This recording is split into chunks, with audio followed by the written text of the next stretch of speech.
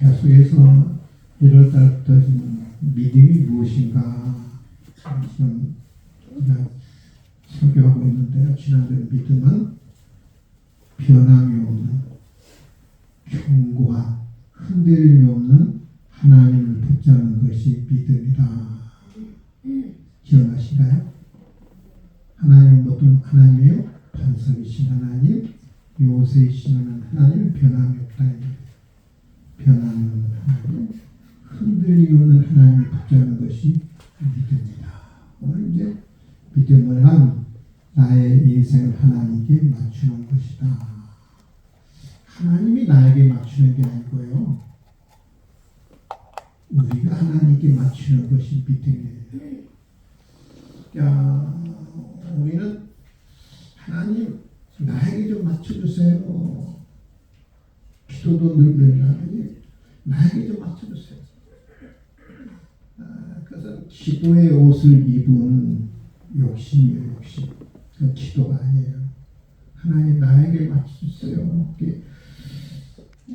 기도의 옷을 입었는데 그건 기도가 아니라 그건 욕심이에요. 욕심. 믿음은 나의 인생을 하나님께 맞추는 것이 믿음입니다. 사람은 다 어떤 본능이 있느냐면 이런 본능이 다 있습니다. 나에게 맞추기 원해요. 사람 다 본능이 있어요. 나귀 목사도 마찬가지입니다. 다 그런 본능이 있어요. 다른 사람이 나에게 맞춰주기를 원합니다. 저는 그런가요? 아니요. 아닙니다. 저는 그런 것처럼 그냥 나는 아닌 것처럼 이렇게 다 이렇게 그러시네요. 이 본능이에요. 다른 사람이 나에게 맞춰주기를 원해요. 생각도 다른 사람이 나에게 맞추기를 원하고 말도 다른 사람이 나한테 맞추기를 원하고 계획도 그렇고 기준도 그렇고 판단도 그렇고 다 다른 사람이 나에게 맞춰주기를 원합니다. 근데 여러분 그 성숙하지 못할수록 이 욕구가 더 강하거든요. 너는 내 계획에 맞춰요. 네 말은 네 생각은 내 생각에 맞춰야 한다. 근데 성숙하지 못한 사회일수록 성숙하지 못한 공동체일수록 이게 더 훨씬 강해요. 그래서 구구라고 그러고 그래서 극자라고 그래요. 이 구구와 극자는요. 상대방을 이해를 못하고 상대방을 존중하지 못하고 너는 나한테 맞춰야 하고 나한테 맞추지 않으면 너를 박멸해야 하고 너를 없애야 한다. 이게 극자고 구구거든요. 근데 그런 사람이 많이 모일수록 강할수록 훨씬 그 사회의 공동체는 훨씬 갈등이 많고 분열이 많아요. 내가 기준이 되려 하고 내가 중심이 되려고 하면 할수록 그 공동체는 갈등이 많습니다. 가정도 그렇고 교회도 그렇고 사회도 그렇고 국가도 마찬가지예요. 이 땅에서 살아야 할 그런 그 사회는요, 공동체는 구구와 극자예요. 자기밖에 모르고 타도의 대상인데 나와 다른 사람의 생각을 이해하려고 하지 않고 인정하지 않으려고 하고 공이 존중하는 마음이 없어요. 존중하는 마음이 없어요. 그런 사회는 다 파멸로 가거든요. 성숙한 사회는 상대방이 나와 생각이 다르더라도 인정할 줄 알아요. 존중할 줄 아는 사회가 성숙한 사회예요. 성숙한 사회. 근데 여러분 본능이 그러거든. 네 생각, 네 개입, 네 말 나한테 맞춰. 이게 우리 인간의 본능이에요. 근데 여기서 끝나는 게 아니고요. 이 신앙까지 연결됩니다. 믿음까지 연결하는 거예요. 하나님이 나한테 맞춰주세요. 하나님 왜 제 계획대로 응답하지 않습니까? 하나님이라면 이 정도는 해줘야 하지 않아요? 이게 방금 전에도 이야기했어요. 이건 믿음이 아니고요. 기도의 옷을 입은 욕심이고 교만일 뿐입니다. 하나님, 내 계획대로 내가 기도한 대로 하나님 응답해 주셔야 하잖아요. 최소한 이 정도는 해 주셔야 하잖아요. 근데 이 믿음의 옷을 입은 것 같은데 그 믿음이 아니고요. 욕심이고요. 교만이에요. 우리 본능이 신앙까지 연결합니다. 하나님이 나한테 맞춰주세요. 나한테 맞춰주셔야 돼요. 믿음은 뭐가 믿음이냐면요. 하나님이 나에게 맞추는 것이 아니라 내가 하나님께 맞추는 것이 믿음입니다. 네. 따라합시다. 내가 하나님께 맞추자. 하나님께 맞추자. 이게 믿음이에요. 오늘 잠언 16장 9절을 목사님 읽어주셨는데요. 오늘 본문을 읽었습니다. 사람이 마음으로 자기 길을 계획할지라도 그 걸음을 인도하시는 여호와시니라. 이 말씀의 핵심은 단순합니다. 따릅시다. 계획은 사람이 세운다. 이 계획은 사람의 영역이에요. 이 계획은 사람이 세웁니다. 계획은 이 사람의 영역입니다. 근데 방향과 결정과 결론은 누구의 영역이냐면 하나님의 영역이에요. 하나님. 방향과 이 결론과 이 결정은 하나님께 달려 있어요. 하나님의 손에 달려 있어요. 그러니까 계획은 내 손에 달려 있다 할지라도 방향과 결과와 결론은 누구의 손에 달려 있느냐 하면 하나님의 손에 달려 있습니다. 그래서 여러분 내 인생의 주인신 하나님께 맞추는 것이 믿음이에요. 아멘.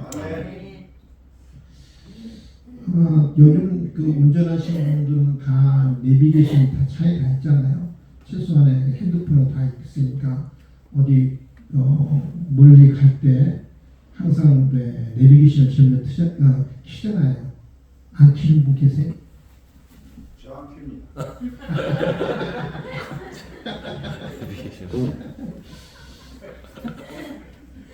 우리 김종원 사님이 제가 말하는 그런 경험을 수없이 했을 거예요. 이 길은 내가 잘하는 길이야?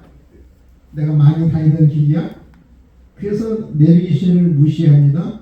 여러분 결과는 어때요? 막히죠. 돌아갑니다. 시간만 낭비합니다. 짜증만 나는 거죠. 그럴 때 여러분 내비게이션이 이렇게 여러분 우리에게 말하지요. 경로를 이탈했습니다. 경로를 재탐색합니다. 목적지까지 가장 빠른 경로로 재안내합니다. 여러분 하나님이 바로 이 내비게이션의 역할을 하세요. 우리 인생에. 방향을 하나님이 인도하시고 결론과 결정은 내가 하는 것이 아니라 하나님이 하시는 하나님의 영역이에요. 내가 길을 잘못 들어서면 다시 하나님이 잡아주고요. 방향이 어긋나면 하나님께 다시 안내해 줘요. 근데 개개의 영역은 나에게 있어요. 우리 인간에게 있어요. 근데 방향과 결정과 결론은 하나님의 영역이고요. 하나님께 달려있는 거예요. 그래서 믿음은 하나님께 내 인생을 맞추는 게 믿음이에요. 아멘? 그 욕심이라고. 하나님 나한테 맞춰야죠. 그 욕심이라고. 믿음이 아니에요. 근데 하나님께 맞추는 것이 쉽냐? 하나님께 맞추는 것은 아주 불편해요. 어렵습니다. 참 힘들어요, 여러분. 내가 인생이 하나님께 맞추면서 살아간다는 그 쉬움 같은 건 다 하게요? 다 하나님께 맞추면서 인생 살아가죠. 그러면 하나님께서 내비기신 역할을 하셔서 하나님께서 가장 안전한 길로 가장 빠른 길로 인도하실 건데 하나님께 맞추는 것이 굉장히 불편하고 힘들고 어렵다고요. 여러분 같이 산 부부도요. 서로 맞추며 사는 것이 힘들어요. 힘 안 들어요? 힘듭니다. 혼자 살고 있어.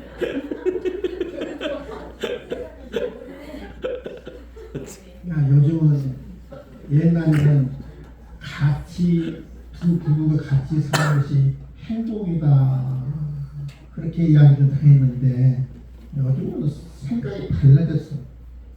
혼자 사는 것이 행복하다. 혼자 사는 것이. 그게 실제로 조사를 해보니까 두 사람이 사는 그 행복의 지수가 두 사람이 사는 것보다 혼자 사는 것의 행복 지수가 훨씬 높다는 거예요.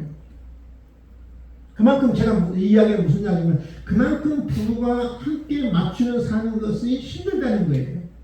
그래서 맨날 싸우고 심지어는 여러분 이혼까지 하지 않습니까?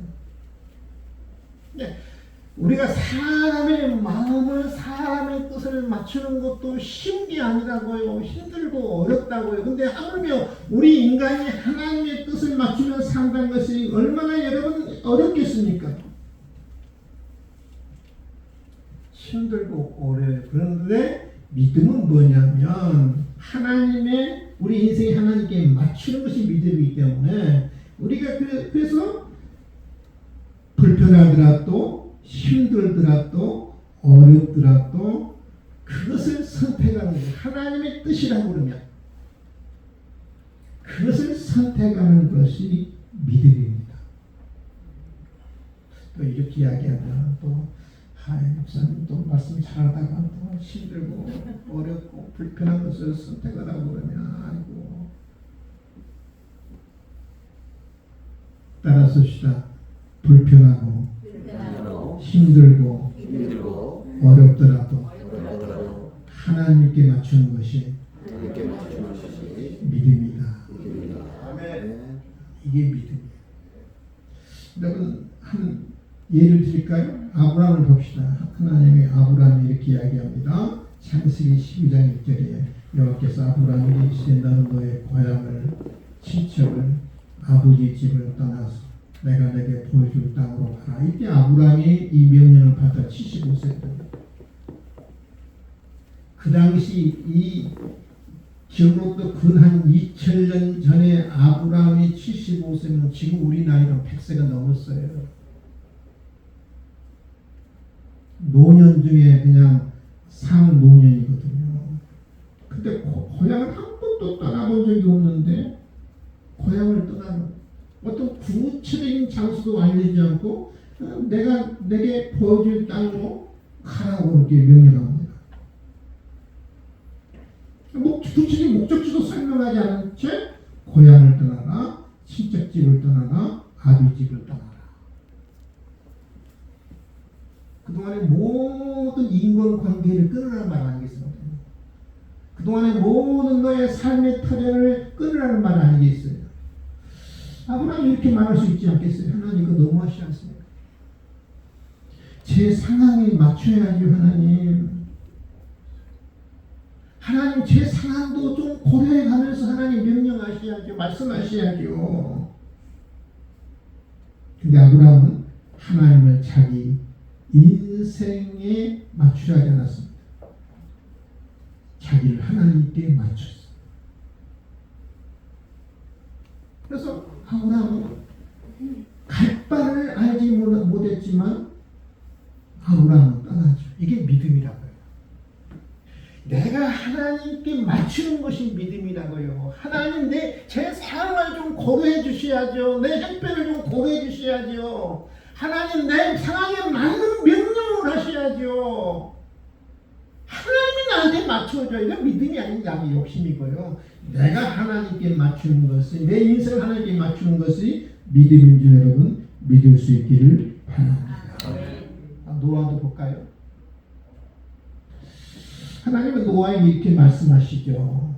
창세기 6장 14절 너는 고페르 나무 고페르 나무는 옛날에는 그냥 잣나무로 이렇게 우리 해석을 했는데 오늘 그대로 이제 해석을 했어요. 고페르는 나무가 있어요. 고페르 나무 그거 방주를 만들라.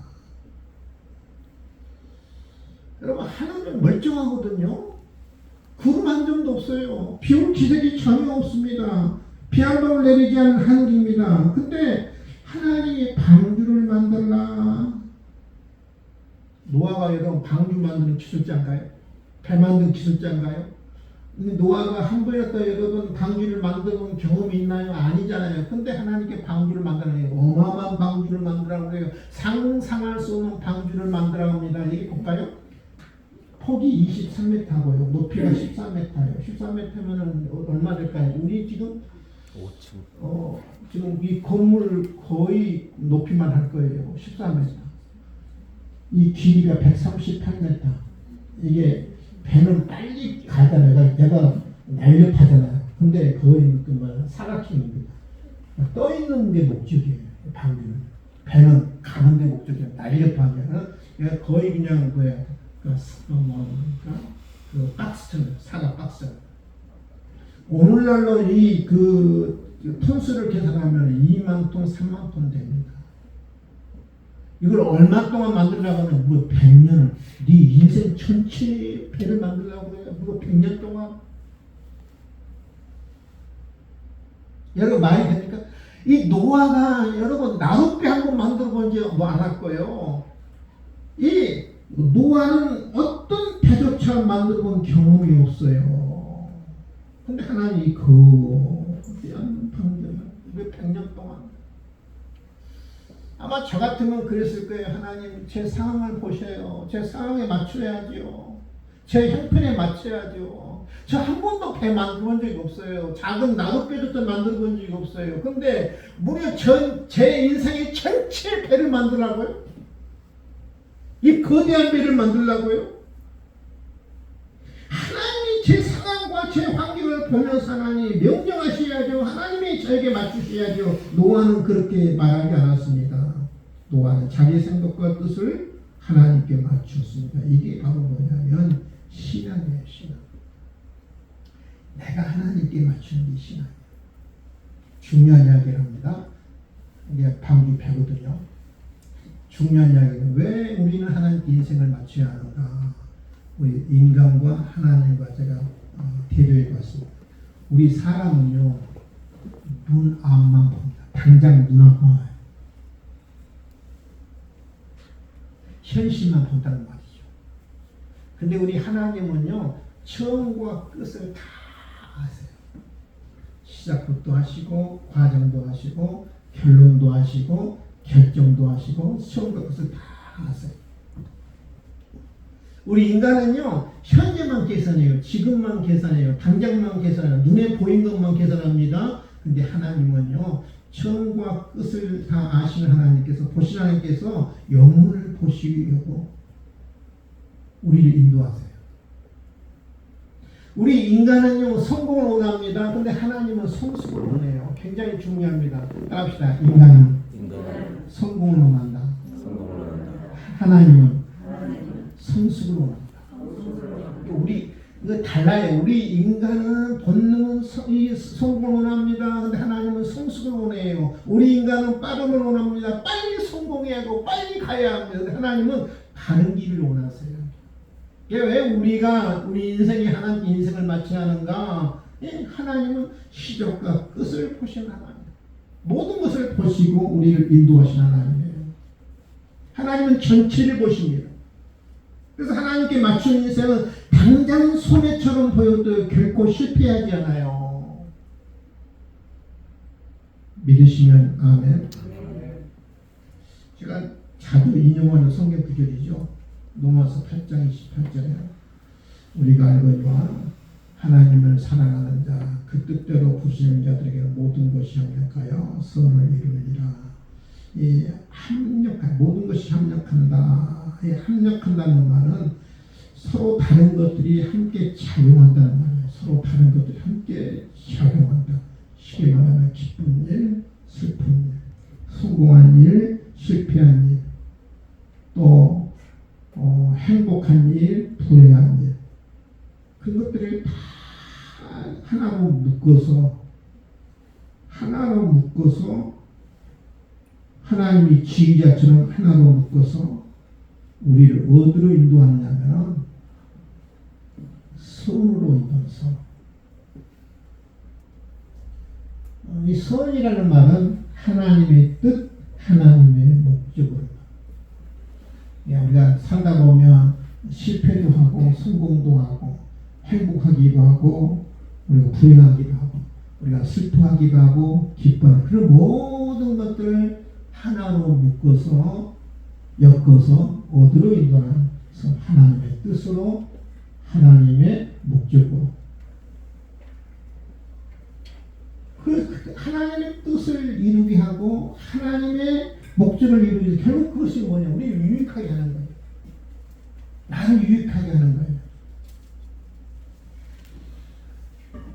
우리 하나님은요, 그래서 우리가 하나님 앞에 우리가 초점을 맞춰, 우리 인자 하나님의 초점을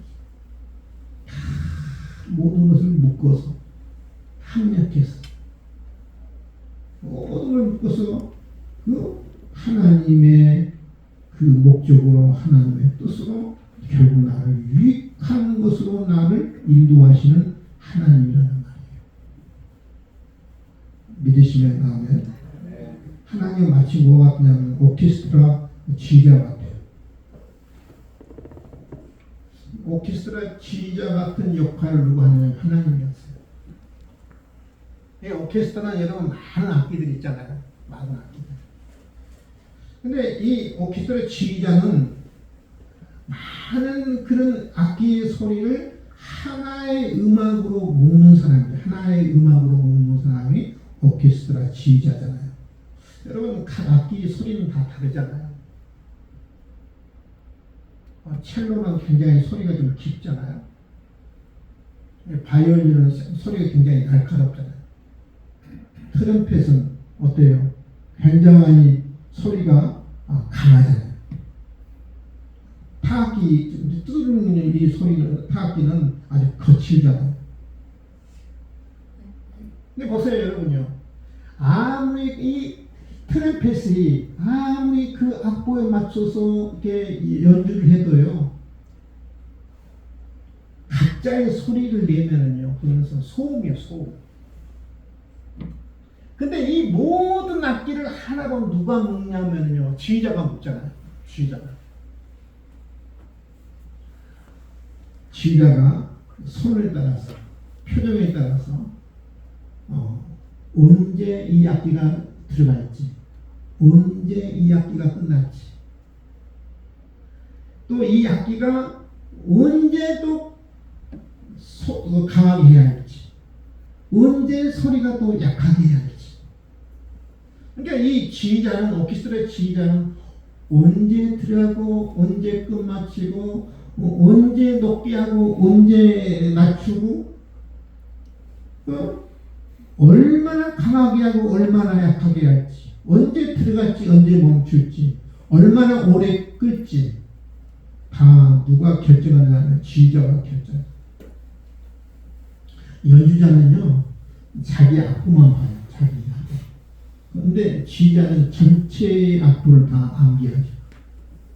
시작을 알고 끝을 알고. 이게 지휘자는 전체를 보면서 그 악기의 그 관계, 그다음 완성된 곡을 다 알고 있기 때문에 그 지휘자는 음악의 한 방향으로 한 목적으로 흐르게 하는 역할이 바로 지휘자지. 이게 지휘자는 모든 소리를 하나로 묶는 거잖아요.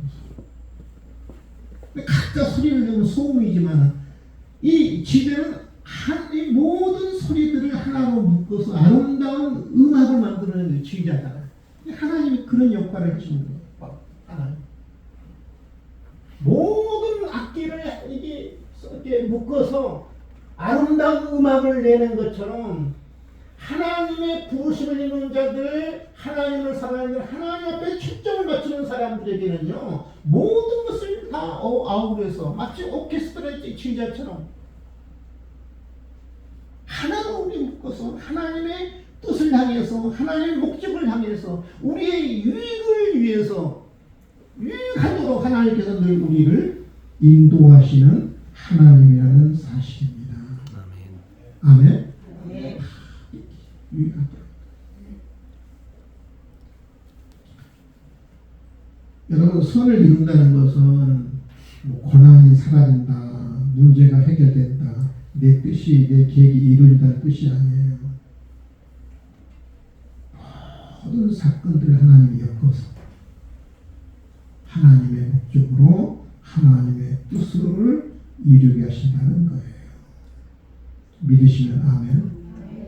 그게 믿음입니다. 나의 실패조차도 나의 불행조차도 나의 슬픔조차도 하나님은 나를 유익하게 하는 거야. 나를 유익하게 하는 거야. 어떤 사람에게요? 하나님에게 나의 초점이 맞춰준 사람, 하나님께 맞춘 인생에게 하나님은 이렇게 나를 유익하게 한다는 말이야. 그래서 우리가 하나님께 맞추는 인생이 되어야 합니다. 그게 바로 믿음이에요. 아멘? 한번 여러분 생각해 보세요. 여러분 신앙생활하면서 하나님, 내가 하나님께 맞추는 살아겠습니다. 그렇게 여러분 신앙생활 해왔어요? 아니면 하나님이 나한테 좀 맞춰주세요. 하나님이 나한테 좀 도와주세요. 하나님이 나가 어려움 당할 때 나를 도와주는 헬퍼가 되어주세요. 여러분 그렇게 신앙생활 했어요? 아니면 하나님께 목적을 두고 하나님의 뜻을 바라보면서 하나님께 어떻게 내가 맞출 것인가 그런 신앙생활 했어요. 여러분 어떤 신앙생활 하셨어요? 죄송합니다만 하나님이 저한테 좀 맞춰주세요. 네, 헬퍼는 사정 잘 아시잖아요. 싸움 잘 아시잖아요.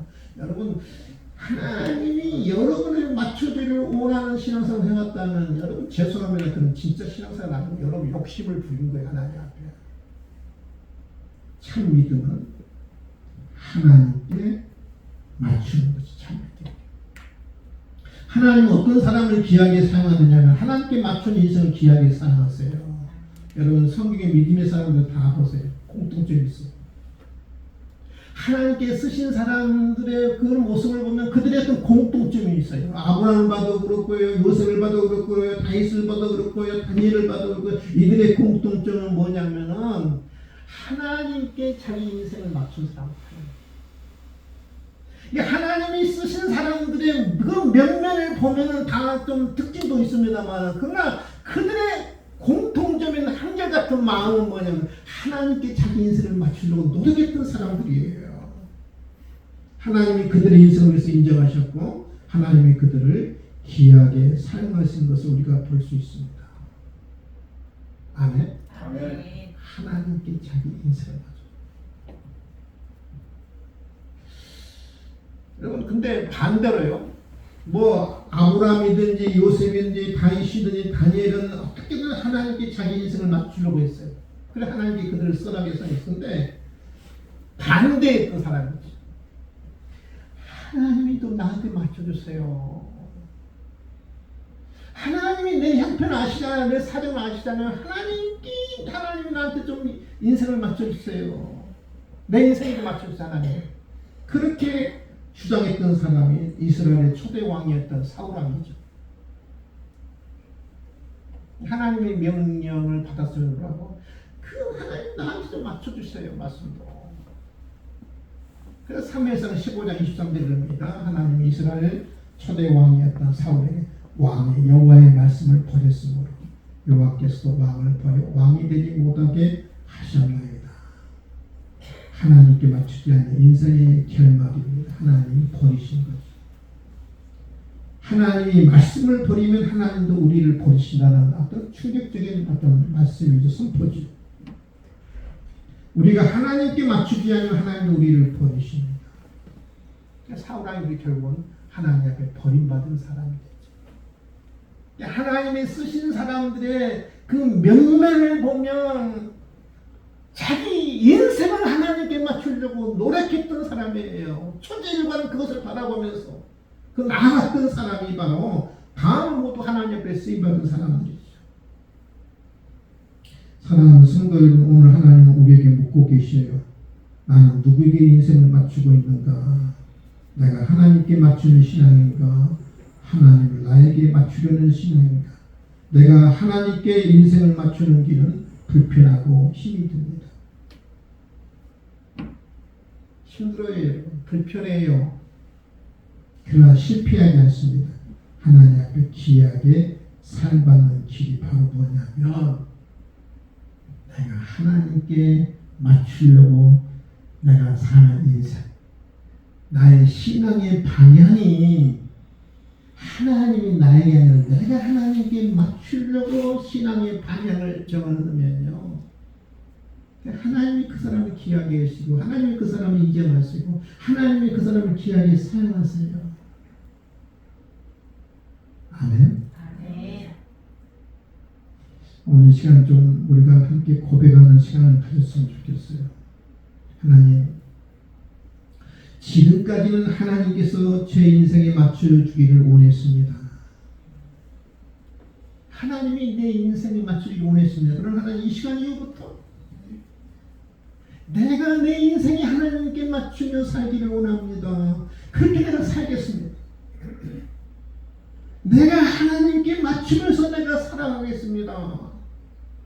좀 그 고백이 우리 안에 있어지기를 저는 바랍니다. 아멘. 그런 인생을 하나님께서 인정하시고요, 그런 인생을 하나님께 귀하게 사용해 주시거든요. 아멘. 아멘. 결론을 맺습니다.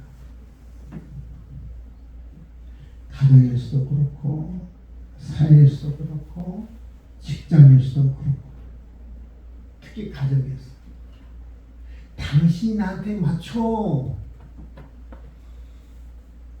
네가 나한테 맞춰, 네 생각을 나한테 맞춰. 신앙 교양에서는 하나님이 나한테 맞춰. 그건 신앙도 아니고 인격도 아니고요, 내 욕심이에요. 내가 당신에게 맞추겠습니다. 따라합시다. 내가 당신에게 맞추겠습니다.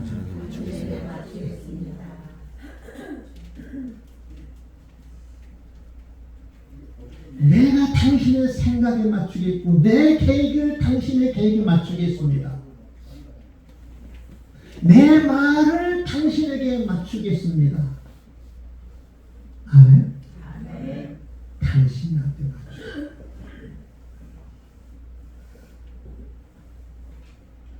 그런 가정, 그런 사회는 불행한 사회가 되고 불행한 가정이 되는 거예요. 신앙도 마찬가지. 하나님 나한테 맞춰서가 아니라 내가 하나님께 맞추겠습니다.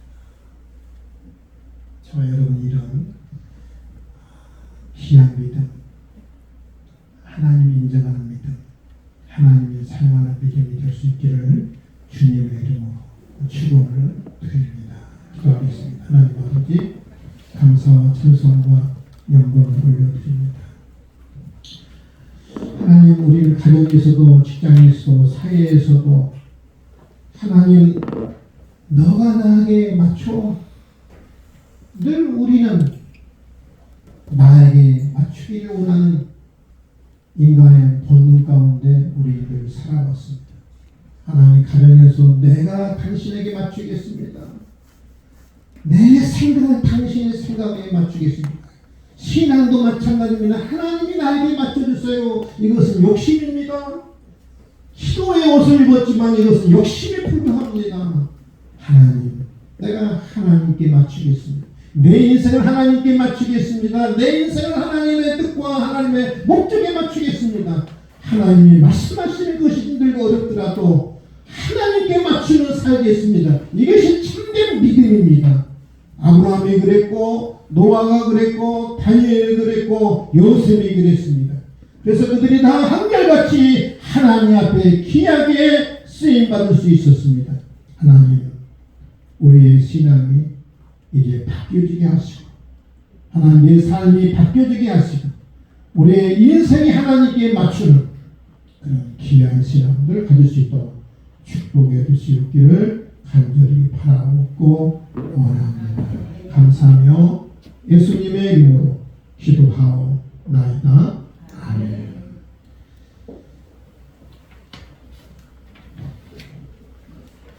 주님 다시 오실 때까지 찬양합니다.